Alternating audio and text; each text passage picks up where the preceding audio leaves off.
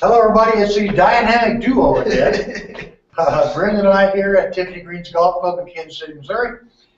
We brought to you as always by Medicus Golf and Kick-Ass Golf. Today's webinar is more about what you want to hear.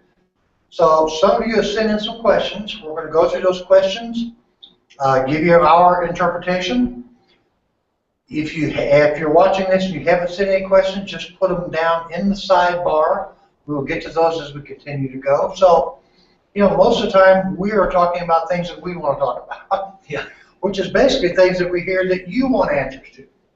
But in today's, we're going to let you guys ask the questions, and then we're just going to shoot and get it going, right? Yep. So let's see. We've got a couple of questions already.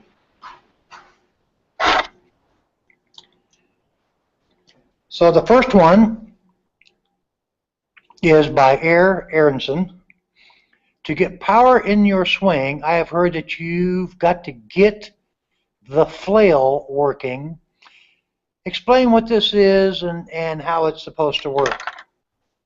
Well, so first of all, Aaron, the only way that you would hear that anybody discussing it is with golfing machine people. Everybody that's not golfing machine, nobody talks about the flail. But so essentially, in the old days, they had a long piece of, it was a long stick basically. Yeah. And the people would go out there and they would thrash this wheat every day with this long stick.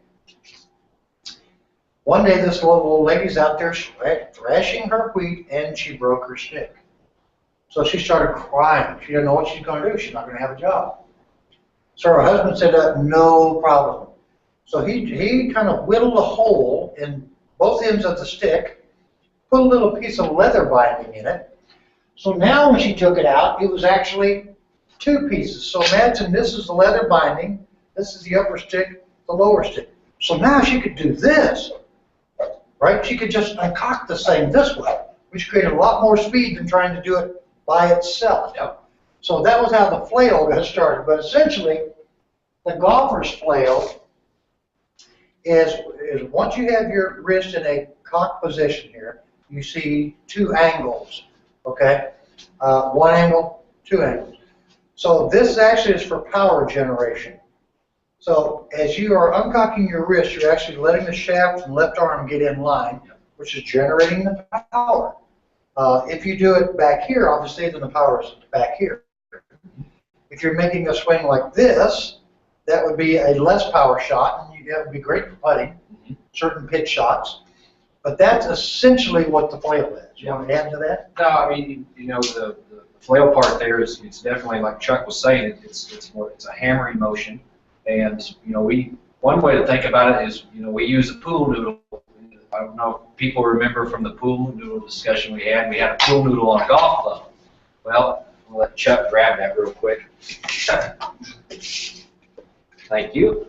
So if you see this pool noodle sliding up and down here, so now I want to try to make this pool noodle pop out close to the golf ball. If the flail or, you know, the club head throws out early, well, now it's down here. So that's one way to think about the flail as well.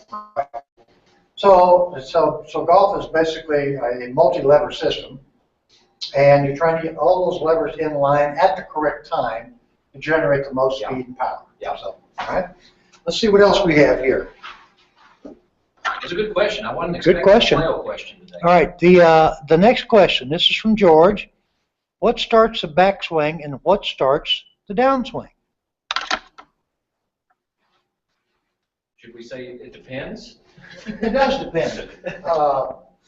It's the first thing that you've got to do for any golfer is you've got to transfer pressure from address to your rear foot. I mean, so you can do that through a hip movement. You can do it from a pushing off of the left foot for a right-handed golfer. You can do it by just taking your address position and moving the club this way and letting your body kind of move the pressure over there. I mean, there's lots of ways you can do it, but ultimately you got to get the pressure to the back foot as quickly as possible in the backswing. So how you do that is kind of up to you. Yeah. And so now in the downswing, downswing, again, you know, Chuck was talking about getting the pressure on the back foot. Well, we've got to get that pressure from going from the back foot to the lead foot. So, you know, again, it can be, players can feel it wherever they want to feel it. You know, I worked with a guy today, and we were working on this very same thing, and he says, well, I feel it, a lot of it going from the instep of my back foot to my left foot really, really quick. Right? That's great. I mean, me personally, if I'm doing it, I feel it more in my lead hip. Yeah. So, again, we want to try to get it from ground up and get it firing out that way. So, right. You know, you can feel it in different spots, but in reality, that's what's going on. Yeah. So yeah, at the end of the day, it's however you feel it, whatever you think you have to do, as long as it moves the pressure to the rear in the backswing and moves the pressure to the front in the downswing. And again, as Brenda was talking about, I mean, some people feel it in their feet, some people feel it in their hips. Some people actually take their forward knee and they move it this direction. I'll do it from this angle. They take their forward knee and they move it out towards their toe. I mean, Mo Norman, that was kind of his downswing thought. Right. But whatever it is, you have to feel that move should be starting before you get to the top of the backswing. Yeah.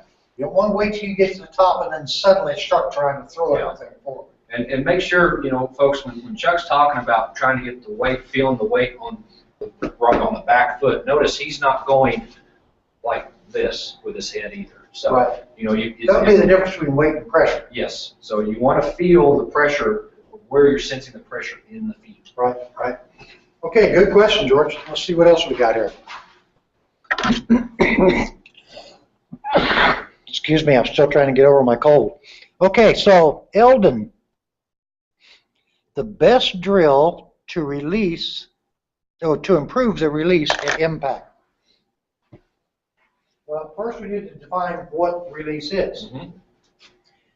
So a lot of golf instructors or a lot of people think that release is this motion, the rolling of the hands. That is not a release, that's just rolling your hands. Okay. Yeah.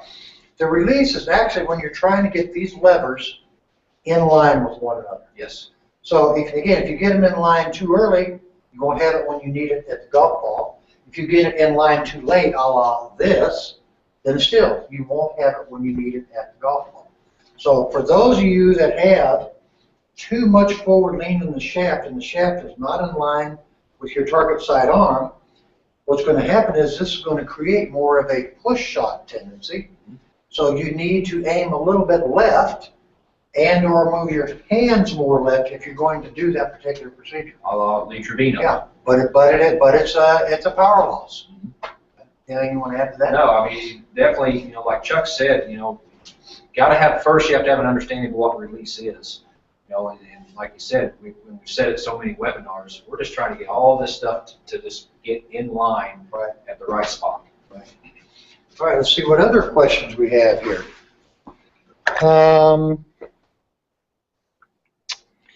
Okay, Air. How do you get rid of the over-the-top move? Are there any drills that can help?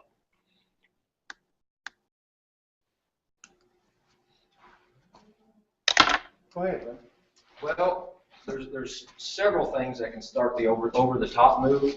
And again, I'm going to reference a lesson I had today because he was big time over the top. I mean, he was right about here. He'd get here, and then he'd get halfway down, and that club head was way outside his hands. Well, if I do it face on, you can see when I get to the top, I've got nothing but turning motion going this way. Right. So I would first make sure that you're getting enough pressure left. If you can get pressure left, that's going to help to kind of shallow the hands and arms out already. Mm-hmm. So, you know, focus on that. It could be a transition deal. We see a lot of times players have the turning part on the downswing. They don't have enough of this on the downswing. The slide part. And again, a lot of players from this point of view, when they get to the top, as Brenda was pointing out, they'll work this way. All right, so I would take the hips at this point and the start down, and I would feel that you're moving this pressure forward, that you're moving it almost to the right of the target line to start the downswing. Mm-hmm. Instead of parallel to it or left of it, get it to start to the right of it, which will also shallow the club back here. Yeah. Now the other thing you can do, and I saw you doing this with him, so so go ahead and go to the top of the backswing, Oh boy, I'm nervous now. Right here? Face camera. Okay. Right. Go to the top. The other thing you can do is feel this hold while your arms drop. Move your weight though. There you go. Feel that hold. Pressure goes. Yep. Arms drop. Boom.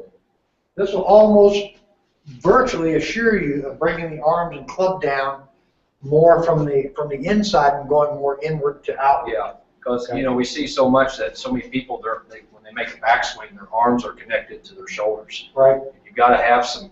You got to have some freedom. Right. With finger snaps. Yes. Thanks, Mike. All right. See anything else in here? You know what? I'm not seeing a lot of. Not seeing a lot more, but let me just look. Eldon, we got your question. I don't know what else is in here. I don't see any other questions. If there are any more, oh, here we go. What does it mean to trace the baseline, and how is it done? Why is it important?